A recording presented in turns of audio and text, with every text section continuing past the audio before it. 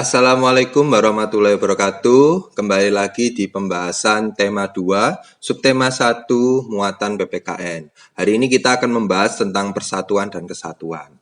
Terlebih dahulu kita harus tahu apa itu persatuan dan kesatuan.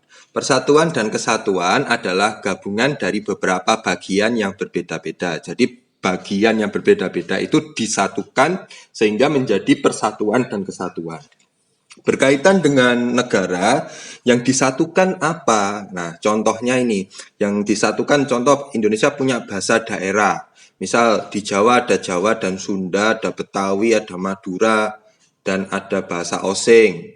Nah, di Sumatera ada bahasa Batak, bahasa Melayu, bahasa Minang. Terus di Kalimantan ada bahasanya Kalimantan sendiri, bahasa Dayak, bahasa Sulawesi, bahasa Nusa Tenggara, bahasa Bali, bahasa Maluku, bahasa Papua, semua memiliki bahasa daerah. Tetapi bahasa yang berlaku secara nasional itu adalah bahasa Indonesia. Jadi dimanapun kita berada, kita akan tetap diterima apabila menggunakan bahasa Indonesia. Dan warga negara Indonesia harus tahu berbahasa Indonesia.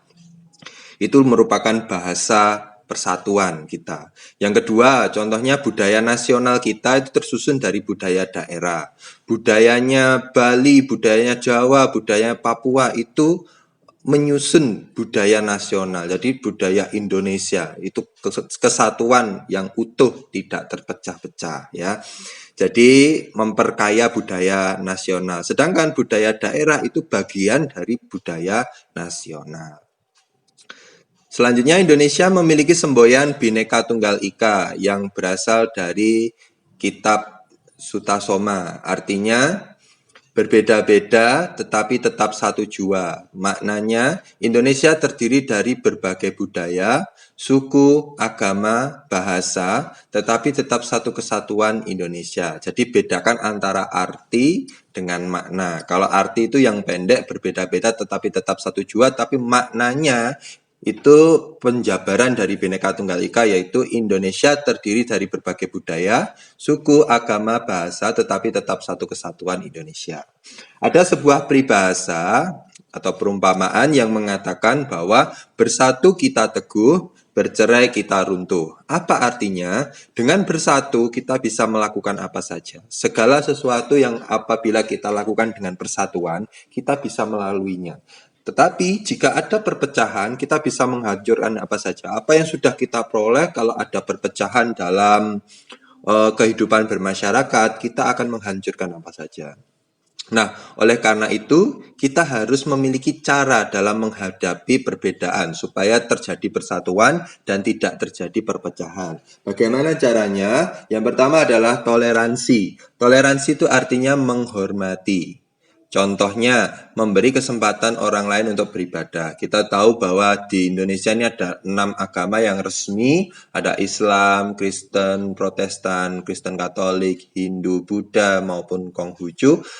Apabila mereka ingin beribadah, kita beri kesempatan dan beri waktu. Jadi, kita hormati dengan cara memberi kesempatan untuk beribadah. Yang kedua, peduli dengan orang lain. Nah, ini yang kita sekarang ini mengalami krisis ya, krisis kepedulian terhadap orang lain, di mana kepedulian hanya sebatas like dan dislike yang ada di Instagram atau sosial media. Jadi kepedulian secara langsung itu sangat kurang. Yang ketiga, tidak mudah terpengaruh oleh berita hoax atau berita bohong. Zaman sekarang persatuan dan kesatuan mudah sekali dipecah belahkan oleh berita hoax, di mana kebenarannya tidak bisa dipertanggungjawabkan dan ada oknum-oknum yang sengaja membuat berita bohong ini. Yang keempat yaitu tidak boleh rasis atau menjelekkan keturunan tertentu. Kamu keturunan ini, kamu keturunan ini, tidak boleh. Jadi tidak boleh rasis. Semua kita adalah satu kesatuan Indonesia, satu bangsa, ya, satu negara Indonesia. Yang kelima, berkegiatan bersama untuk kepentingan umum. Jadi kepentingan umum ini lebih utama daripada kepentingan pribadi. Yang keenam, selalu mendukung Indonesia dalam apapun, entah itu timnasnya, entah itu kegiatan internasional, atau mungkin kegiatan sosial yang bersifat banyak, bersifat umum, itu kita dukung ya. Seperti kebijakan-kebijakan pemerintah, kita harus proaktif dalam mendukungnya. Selanjutnya, bagaimana persatuan di lingkungan keluarga? Ini hanya contoh, kalian bisa mengembangkan sendiri. Contohnya, membina kerukunan dengan sesama anggota keluarga, tidak bertengkar dengan sesama anggota keluarga, mengutamakan musyawarah atau diskusi untuk menyelesaikan masalah keluarga.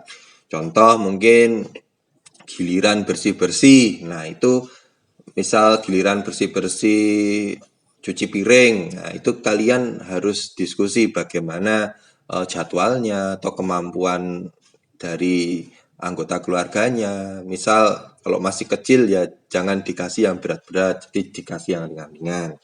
Sesuai dengan kemampuan melalui musyawarah atau diskusi. Yang kedua adalah persatuan di lingkungan sekolah. Contohnya piket kelas bersama-sama, bermain dan belajar bersama tanpa membedakan teman. Yang ketiga, membantu teman yang kesulitan. Yang keempat, sumbangan kepada teman yang membutuhkan. Mungkin ada yang teman yang terkena bencana atau terkena musibah, keluarganya meninggal atau sakit. Nah, itu kita beri sumbangan. Ini hanya contoh, kalian bisa mengembangkan sendiri.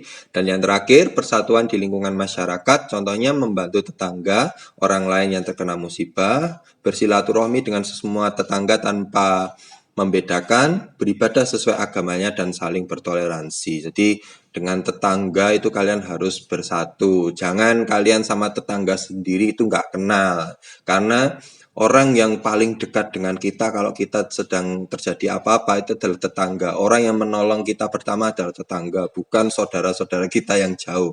Karena itu, tetangga itu adalah saudara kita yang paling dekat. Maka dari itu kalian harus menjaga kerukunan dengan tetangga sekitar. Kenalilah tetangga sekitar. Kalian harus tahu siapa namanya Pak RT, siapa namanya Pak RW, siapa namanya Pak Mudin di kampung kalian, agar kalian kalau terjadi apa-apa, kalian tahu tetangga yang harus dihubungi yang ini.